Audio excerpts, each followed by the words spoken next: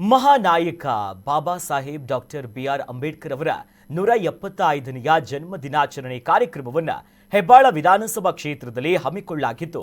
ಇನ್ನು ಈ ಕಾರ್ಯಕ್ರಮದಲ್ಲಿ ಮಾಜಿ ಸಿಎಂ ಆಗಿರುವಂತಹ ಸದಾನಂದ ಗೌಡರು, ಮಾಜಿ ಸಚಿವ ಕಟ್ಟಾ ಸುಬ್ರಹ್ಮಣ್ಯ ನಾಯ್ಡು, ಹೆಬ್ಬಾಳ ವಿಧಾನಮಂಡಲದ ಅಧ್ಯಕ್ಷರಾಗಿರುವಂತಹ ರವಿಕುಮಾರ್ ಹಾಗೂ ಮಹಿಳಾ ಮೋರ್ಚಾ ಸೇರಿದಂತೆ ಹಲವು ನಾಯಕರು ಈ ಕಾರ್ಯಕ್ರಮದಲ್ಲಿ ಉಪಸ್ಥಿತರಿದ್ದರು.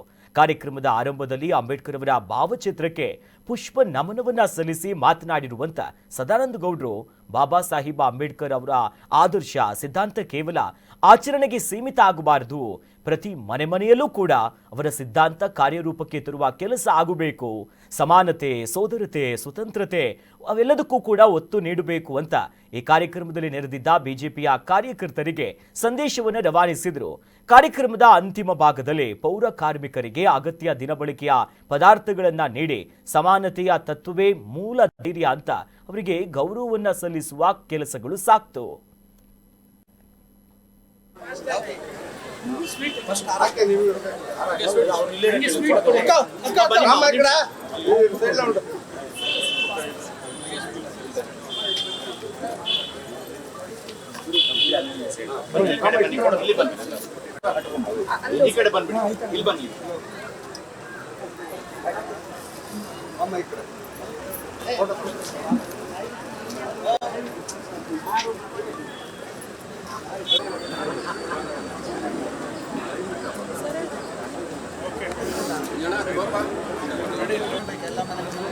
ನೋಡಿ, ಸಿದ್ಧಾಂತಗಳು ಭಾರಿ ಆಚರಣೆಗೆ ಬರುವಂಥ ಕೆಲಸ ಕಾರ್ಯಗಳನ್ನು ನಾನು ರಾಜಕೀಯವಾಗಿ ಮಾತಾಡ್ತಾ ಇಲ್ಲ.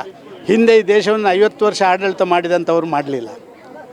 ಯಾವಾಗ ಈ ದೇಶದಲ್ಲಿ ಪ್ರಧಾನಮಂತ್ರಿ ನರೇಂದ್ರ ಮೋದಿಯವರು ಬಂದ್ರ, ಅವರು ಯಾವ ಸಿದ್ಧಾಂತದ ಆಧಾರದಲ್ಲಿ ಈ ದೇಶದಲ್ಲಿ ಆಡಳಿತ ನಡಿಬೇಕು, ಯಾವ ಸಿದ್ಧಾಂತಗಳು ಪ್ರತಿ ಮನೆಗೆ ಪ್ರತಿ ಮನುಷ್ಯನ ಮನಸ್ಸಿಗೆ ತಲುಪಬೇಕು, ಅದನ್ನು ಮಾಡುವಂಥ ಎಲ್ಲ ಕೆಲಸಗಳಿಗೆ ಪ್ರಾರಂಭೋತ್ಸವಗಳನ್ನು ಮಾಡಿದರು.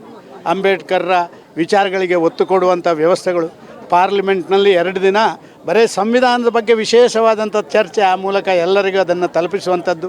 ಜೊತೆಯಲ್ಲಿ ಆ ಪಂಚಸ್ಥಳಗಳು ಎಲ್ಲೆಲ್ಲ ಅಂಬೇಡ್ಕರ್ರ ಈ ಪುಣ್ಯ ಕಾರ್ಯಗಳು ನಡೀತಾ ಅದನ್ನೆಲ್ಲ ಮತ್ತೆ ಅದಕ್ಕೆ ವೇಗವನ್ನು ಕೊಡುವಂಥ ಕೆಲಸ ಕಾರ್ಯಗಳನ್ನು ಮಾಡಿದರು. ಇವತ್ತು ಹೆಬ್ಬಾಳದಲ್ಲಿ ಕೂಡ ಅದೇ ಕೆಲಸ ನಡೀತದೆ. ಹೆಬ್ಬಾಳದಲ್ಲಿ ಇವತ್ತಿನ ಈ ಕಾರ್ಯಕ್ರಮ ನಮ್ಮೆಲ್ಲ ಪೌರ ಕಾರ್ಮಿಕರನ್ನ ಒಟ್ಟಿಗೆ ಕರೆಸಿ ಅವರನ್ನು ಪ್ರೀತಿ ವಿಶ್ವಾಸದಿಂದ ನೋಡಿ, ನಿಮ್ಮ ಜೊತೆ ನಾವಿದ್ದೇವೆ ಅಂತ ಹೇಳುವಂಥ ಮಾತನ್ನು ಬಾಯಿ ಮಾತಿನಲ್ಲಿ ಹೇಳುವಂಥದ್ದಲ್ಲ, ನಮ್ಮ ಅಂತಃಕರಣ ಸಾಕ್ಷಿಯಾಗಿ ನಿಮ್ಮ ಜೊತೆ ಯಾವತ್ತೂ ನಾವು ಇರ್ತೇವೆ ಅಂತ ಹೇಳುವಂಥದ್ದನ್ನು, ಮೋದಿಯ ನಿರ್ದೇಶನ ಏನುಂಟು ಅದನ್ನು ಆಚರಣೆ ಮಾಡುವಂಥದ್ದನ್ನು, ಇದನ್ನೆಲ್ಲ ಮಾಡುವಂಥ ಇವತ್ತಿನ ಕಾರ್ಯಕ್ರಮ ಒಳ್ಳೆಯ ಕಾರ್ಯಕ್ರಮ ಆಗಿದೆ. ಹೆಬ್ಬಾಳ ಮಂಡಲದ ಎಲ್ಲ ಪದಾಧಿಕಾರಿಗಳಿಗೆ ವಿಶೇಷ ಕೃತಜ್ಞತೆ ಸಲ್ಲಿಸ್ತಾ ಇದ್ದೀನಿ.